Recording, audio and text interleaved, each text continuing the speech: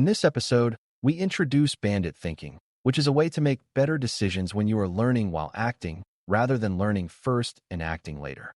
Beginners often imagine experimentation as a clean lab process where you run a test, get an answer, and then apply it. But many real-world systems cannot pause while you learn. In cloud security and cybersecurity operations, decisions must be made continuously, such as which alerts to review, which detections to tune, or which remediation actions to prioritize, and the environment changes while you are making those decisions.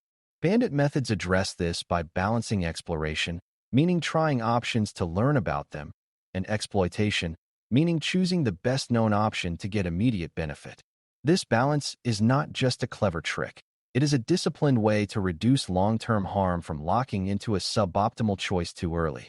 The goal is to understand what the bandit problem is, why exploration and exploitation are inherently in tension, and how regret provides a practical way to measure the cost of learning. Once you have this mental model, you will be able to recognize bandit situations in security workflows and reason about experimentation without overclaiming certainty. Before we continue, a quick note. This audio course is a companion to our course companion books. The first book is about the exam and provides detailed information on how to pass it best. The second book is a Kindle-only ebook that contains 1,000 flashcards that can be used on your mobile device or Kindle. Check them both out at cyber.author.me in the Bare Metal Study Guide series. The name Bandit comes from a classic story of a slot machine, sometimes called a one-armed bandit, where each pull can pay out differently, and you do not know in advance which machine is best. In the simplest bandit setup, you have several options, called arms, and each time you choose one, you receive a reward that is random but influenced by the arm's underlying performance. You want to maximize total reward over time, but you must learn which arm is best by trying them, and trying a potentially worse arm costs you reward you might have received by choosing the best-known arm. That is the central dilemma. You learn by taking risks, but risk has a cost. Translating this to cloud security, an arm could be a triage policy, a ranking model version, or a remediation workflow, and the reward could be something like reduced time to triage, increased true positives found per analyst hour, or reduced disruption to users. The key is that you do not know the reward distribution perfectly, and it can shift as conditions change. A bandit approach acknowledges uncertainty explicitly and treats decision-making as an ongoing learning process. Exploration is the act of deliberately trying options that may not be the current best because you need information about them.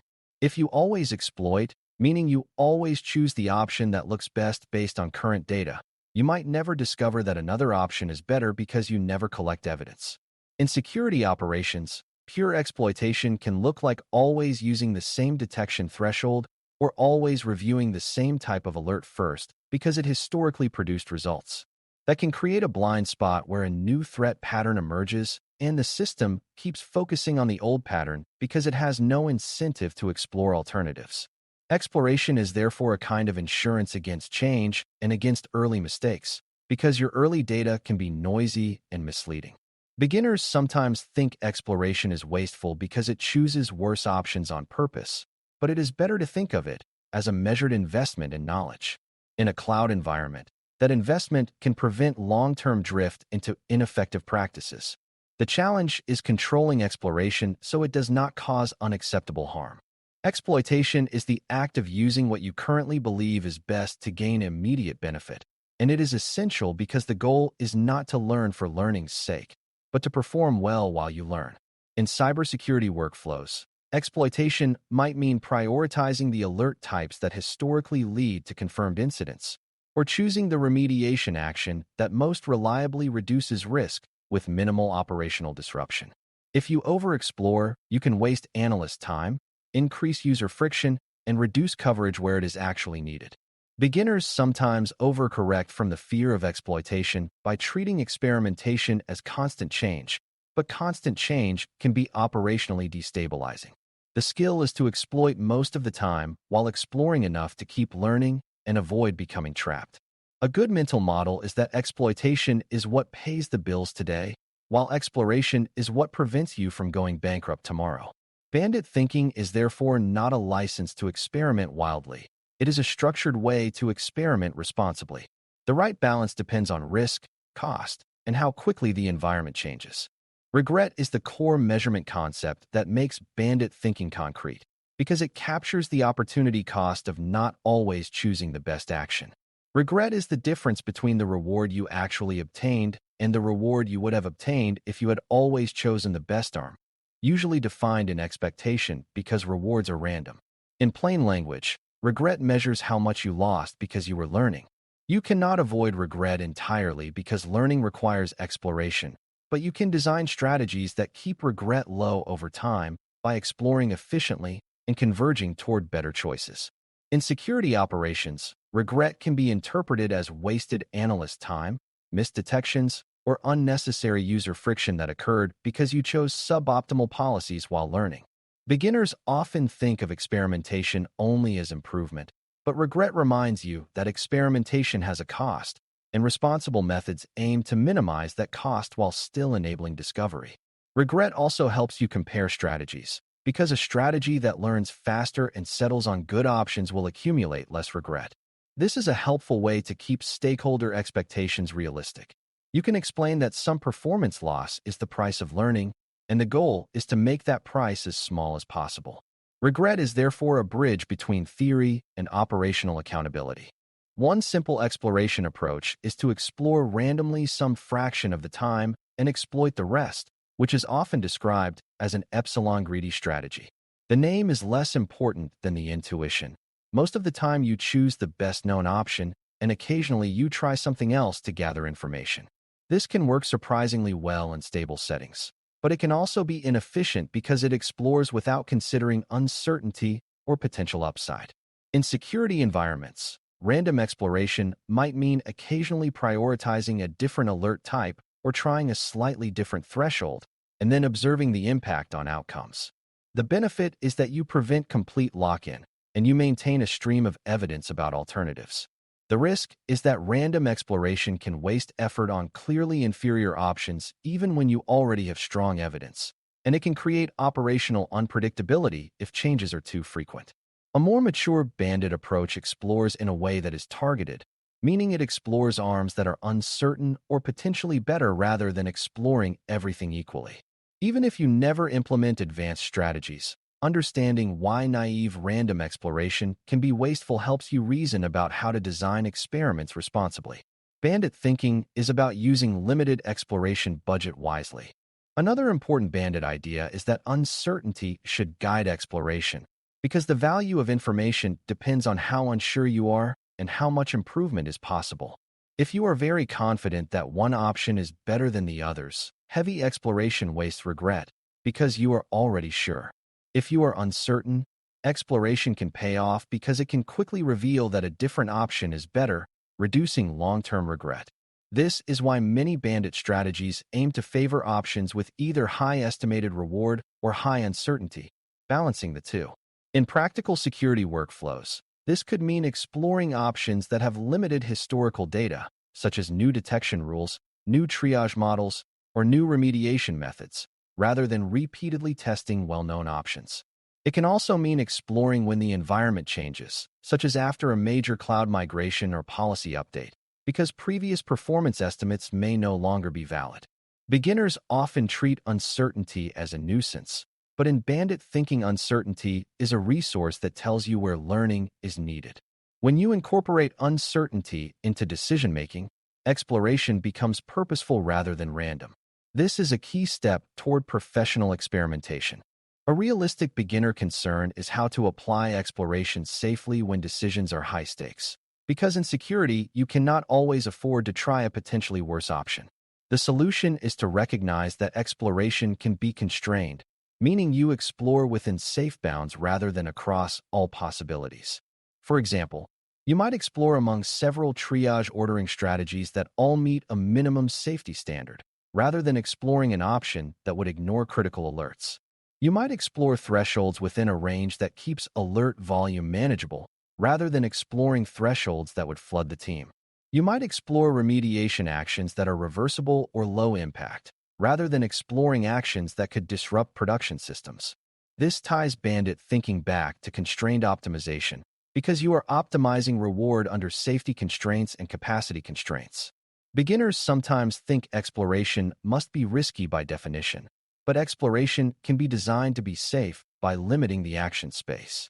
In cloud security, this is essential because experimentation must respect compliance and operational stability. Bandit thinking encourages you to formalize those bounds rather than experimenting ad hoc. Bandit thinking also becomes especially useful when the reward signal is delayed or noisy, which is common in security. The value of reviewing an alert might not be known immediately because confirming an incident takes time, and false positives are often discovered later. Similarly, the benefit of a remediation action may only be seen after observing whether incidents decrease or whether user friction rises. This delay complicates experimentation because it means you must attribute outcomes to earlier decisions under uncertainty. Beginners often assume rewards are immediate and clean, but in real operations, rewards are noisy proxies, like time to triage or analyst disposition labels, which can be inconsistent. A practical approach is to choose reward definitions that are observable and aligned with outcomes, while recognizing that the reward is still an estimate. In cloud security settings, you might use a combination of immediate signals, like whether an alert led to a meaningful investigation step, and longer-term signals, like whether the action prevented recurrence. This creates a richer reward view, but it also requires careful documentation so stakeholders understand what is being optimized. Bandit methods can still work under noisy rewards, but your interpretation must remain humble. Another important feature of real environments is non-stationarity, meaning the performance of options can change over time. An alert type that was high value last quarter may become low value after the threat landscape shifts or after security controls change. A triage model that performed well on one data distribution may degrade when new services are adopted. Bandit thinking naturally fits this reality because it treats decision-making as ongoing learning, and it can maintain exploration to detect changes. If you stop exploring entirely, you may miss performance shifts and continue exploiting an option that is no longer best. In cloud security, non-stationarity is common because deployments, policies, and user behaviors change continuously. This means a bandit approach must include the possibility of revisiting old options and updating beliefs over time. Beginners sometimes assume learning is permanent, but in dynamic environments, learning must be refreshed. A disciplined bandit mindset expects change and budgets exploration accordingly. Communicating bandit-driven experimentation requires careful expectation setting, because stakeholders may hear experimentation and assume the system is unstable or untrusted. The honest framing is that the system is learning deliberately within safe bounds to improve long-term outcomes, and that the cost of exploration is managed through constraints and monitoring. You should be able to explain what the options are, what reward you are optimizing, what safety constraints limit exploration, and what metrics indicate success or harm. In security operations, it is also important to explain that bandit methods are not replacing human judgment, but shaping how limited human attention is allocated to maximize value. Beginners sometimes oversell bandits as automatic optimization, but the safer claim is that bandit thinking provides a structured way to balance learning and performance under uncertainty. When you communicate in that way, you reduce the risk of stakeholders interpreting temporary performance dips as failure. You also make it easier to justify why the system occasionally tries something new, which can otherwise look like random change. Clear communication is part of safe experimentation. Bringing everything together, bandit thinking is a practical framework for making decisions while learning, and it is built around the tension between exploration and exploitation. Exploration gathers information to avoid being trapped by early, noisy impressions, while exploitation uses the best-known option to achieve immediate benefit.